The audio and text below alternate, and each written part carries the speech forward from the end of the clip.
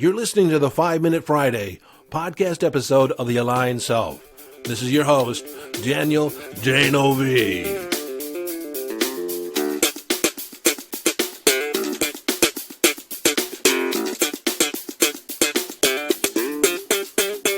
Okay, 5-Minute Friday, a short and concise podcast episode of The Aligned Self designed to leave you with a question, an idea, a strategy, a tip, a hack, in order to give you greater access to your conscious awareness, evolving your conscious awareness, or give you greater mastery over your mind. Well, hello, friend. Welcome into this 5-Minute Friday.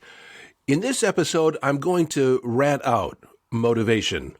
I'm going to give you the dirt, the lowdown, not only about motivation, but discipline and procrastination. They're all kind of variations of a theme. Now, a lot of people create a goal, create an intention, and then they make themselves feel guilty because they don't have the motivation to follow through on it. So as a consequence, they tend to procrastinate or put off getting started, put off following through.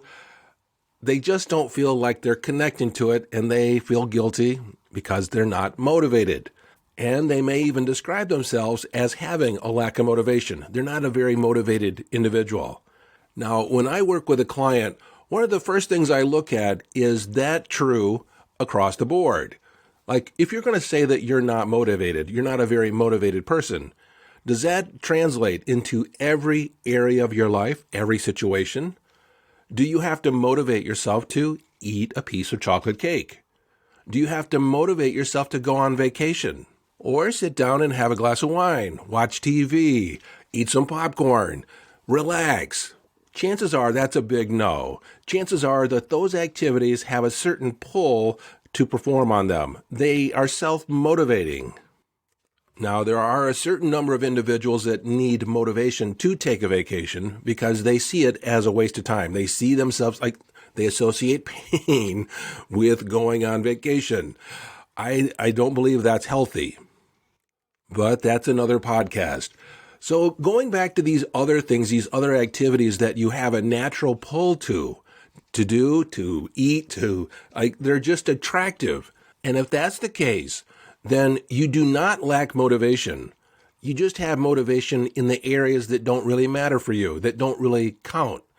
So motivation becomes more a matter of alignment and not so much of discipline.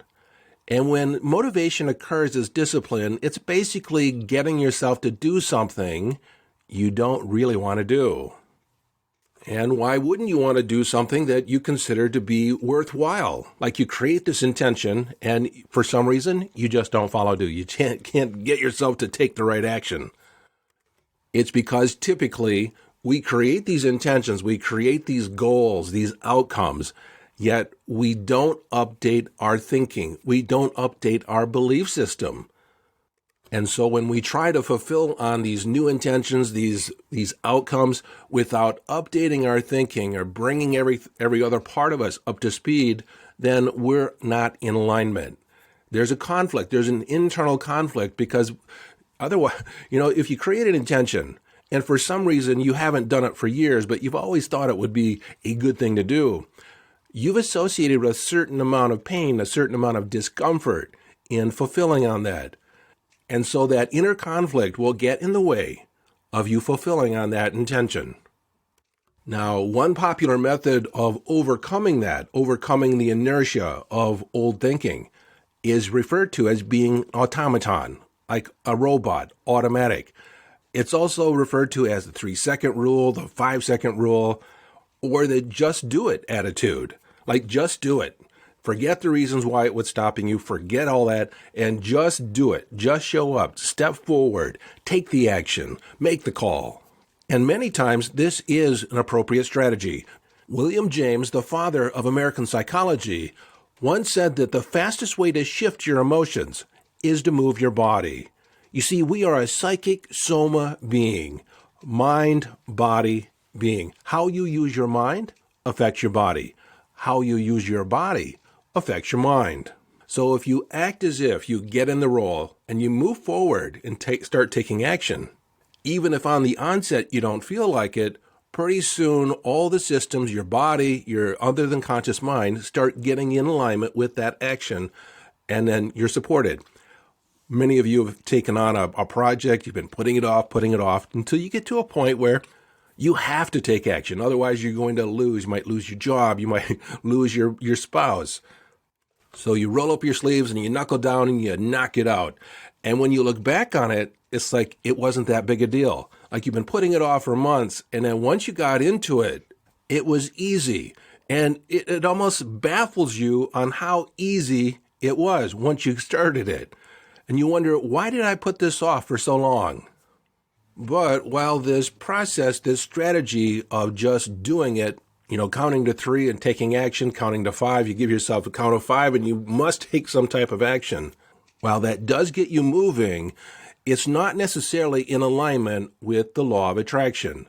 You're not in alignment with that outcome or that intention. And on a consequence, your activity may be more of a struggle, more of an effort than is necessary. So my question is how can you create an intention? Think about an outcome the same way you think about chocolate cake or going to Tahiti or on a vacation. What's so attractive about that? Can you create in your mind's eye the idea of going to the gym to be as attractive as, say, eating dessert? Well, let's break down the components. When you think about eating cake, you don't think about getting it out and getting the plate and finding a fork. That stuff is just incidental. It's like it's already done in your mind. You see yourself enjoying the cake. You wonder how it would taste. How sweet is it? Is it just right or is it too sweet? You don't know until you taste it. I'm not even a cake eater. And me just talking about cake, I'm kind of desiring a piece of cake. But one reason why I don't typically eat cake is because it's not the taste, it's not the fact that it's sweet, it's how I feel afterwards. And so I see the consequence down the road. The same with donuts and a lot of other sweets. While I love the way it tastes, I don't like the way it makes me feel.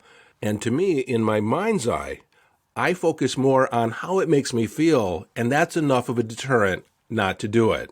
Now, there was also a time when I was not that fond of math. I didn't do that well in high school. I did okay, but I thought the teachers were, for lack of a better word, boring. And frankly, I did not find math that much fun. So as an adult, I had, a hesitancy to do anything with numbers. But during my time of tenure with Federal Express, one of the assignments that I had was to be a ramp agent. And so here I am in Chicago learning how to weight and balance a 727. And of course, we are being prepared to do the weight and balance without the aid of computer. Even though the computer program would do it almost automatically, we needed to be able to do it by hand or just with our mind, just in case the computers broke down. They didn't want a flight delayed. And so it's important to get the weight and balance right on an aircraft, on a freight aircraft, because if the weight is too far in the back, you could sit it down, where you actually drop the tail down to the tarmac. Or you could do a nosedive if it's too far forward, or have problems taken off. So how the weight is placed on the aircraft is a very precise activity. So here I was in the class, I was struggling, but there was this one guy, Jacob. He was eating it up. He loved it. It was easy for him. He was cruising along, and here I am struggling. And I identified him as someone that I needed to talk to. I needed to model how he was running his brain, how he thought about math. He had to have a secret. So at the end of that first night, I had a drink with Jacob. I said, "Tell me about math. What is it about math that you love?" And he began, "Oh my God, I love everything about math. The world is made up of numbers. There's a relationship between numbers in everything you do." He started pointing things out in the bar, pointing things out, the proportion and how things work together. And he said, if you're diligent enough, there is always an answer to be found. Unlike relationships, he avoided relationships, but he had this relationship with numbers.